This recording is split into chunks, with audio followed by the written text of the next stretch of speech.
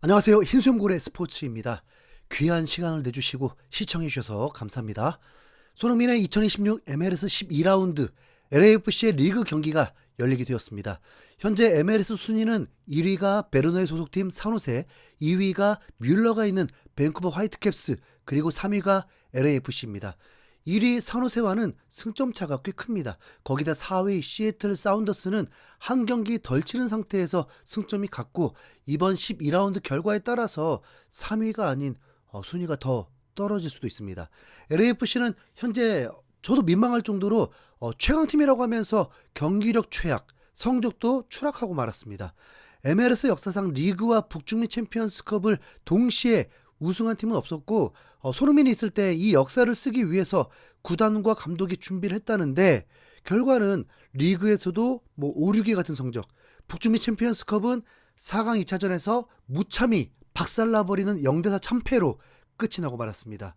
손흥민은 이 기간 지금까지 필드골 1개에 페널티킥 골 1개, 최소 20경기를 뛰었는데도 단 2골밖에 넣지 못하는 황당한 전반기를 보내고 있습니다.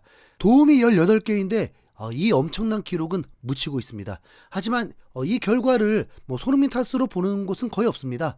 경력이라고는 수년 전에 밴쿠버 화이트캡스 감독을 맡으면서 리그 최하위권을 만들면서 1년 만에 경질된 감독, 그 감독이 LAFC의 수석 코치를 하면서 경험을 쌓고 있던 감독이 공석이 된 자리에서 새롭게 부임하면서 벌어진 참극이었습니다.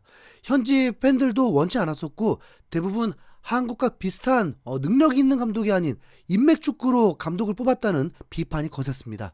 이 감독이 이 지경을 만들었다는 거죠. 솔직히 이 감독이 눈에 보이기만 하면 불쾌감이 먼저 올라옵니다. 신뢰가 전혀 가지 않으니까요.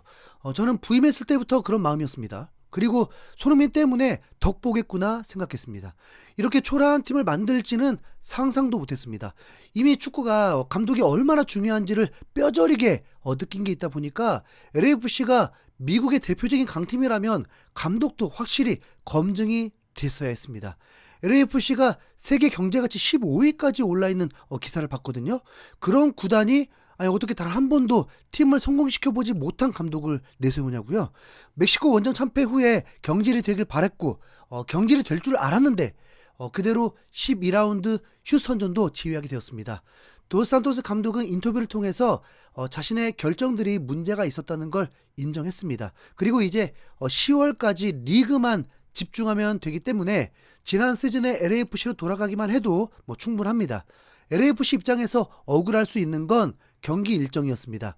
한 달에 9경기 스케줄로 된다는 것 자체가 말도 안 되고, 거기다 고지대를 오가야 했으니까요. 미국 축구협회에서라도 리그 경기를 조정을 원했지만 아무것도 바뀌지 않았습니다. 그 결과가 챔피언스컵 결승전은 멕시코 팀끼리 붙게 되었습니다. 거기다 또 가는 나라들이 선진국도 아니어서 뭔가 다 다운이 될 수밖에 없지 않을까요? 네. 문제는 도산토스 감독이 휴스턴전에서 라인업을 꺼내보니까 손흥민이 선발 출전이었는데 또 공격형 미드필더였습니다. 당연히 경기 중에 손흥민이 프리롤로 공격에 집중할 때도 있겠지만, 딱 봐도 손흥민이 조카들에게 골 넣으라고 도와줘야 할 것 같은 라인업입니다. 근데 그건 진짜 너무 싫습니다. 정말. 네. 요리스 골키퍼, 발렌시아, 포르테우스, 타파리, 세구라, 유스타키오, 델가도, 마르티네즈, 손흥민, 샤펠버그, 오르다즈가 선발 출전했습니다. 상대는 휴스턴이었습니다.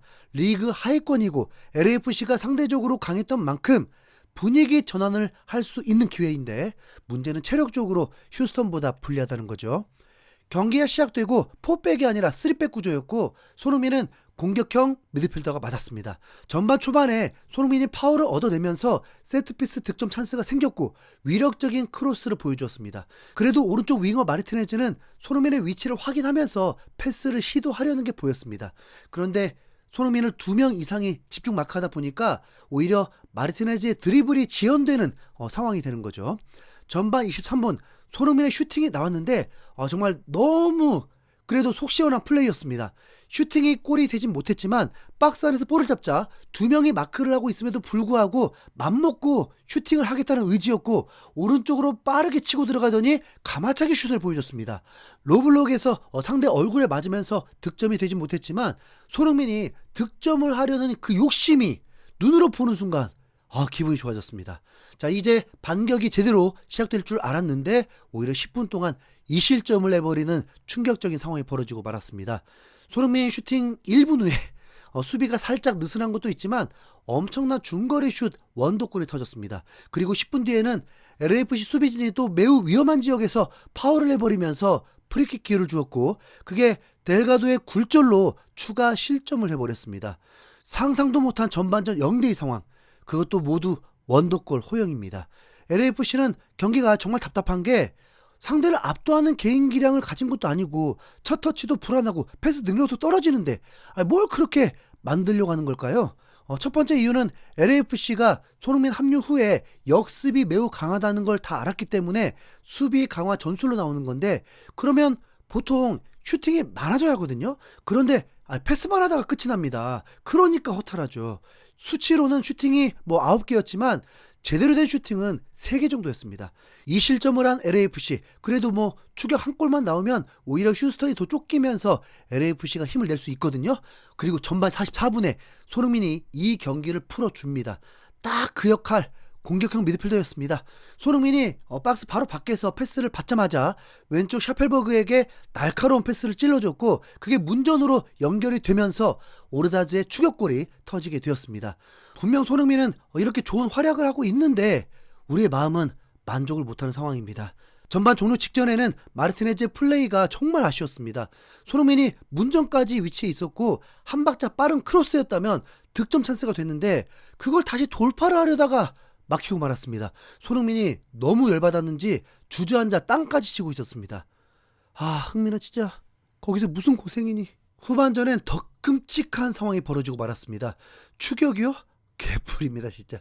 오히려 유스타키오의 패스 미스와 느슨해진 LAFC 수비들이 연이어 실점하면서 후반 10분 만에 4실점을 해버리는 최악의 상황이 되었습니다. 체력 문제가 변수라는 건 인지하고 있었지만 이 정도일 줄이야. 벌써 최강팀이라면서 세 팀에게 4실점을 해버린 LAFC입니다. 그것도 이번엔 12위 팀에게 4실점입니다. 그런데 차라리 잘 됐다는 생각이 들기도 했습니다. 2경기 연속 8실점? 이런 감독을 가만히 둔다는 건 그 구단 자체가 문제가 있는 거죠. 지난해와 선수들이 거의 똑같은데도 이런 사태가 벌어진 건 결국 감독의 전술 능력에 있는 겁니다. 도산토스 감독이 디테일한 전술 능력이 없기 때문에 벌어지는 일이죠. 후반전에 손흥민은 더욱 수비 라인에서부터 볼을 소유하면서 풀어주려고 했는데 손흥민이 공격 진영에서 볼을 잡았을 때 그때 보면 딱 답이 나옵니다. 손흥민에게 해주 축구를 하려는 거 아니잖아요. 손흥민이 볼을 잡을 때 그 순간 선수들의 약속된 움직임이 있어야 하는데 그대로 멈춰 있다는 건 이건 아무 준비가 안 되어 있다는 것 같습니다. 2026년 정말 잘 돌아간다 진짜. LAFC 참패. 감독 경질될 수 있겠죠? 아이고야.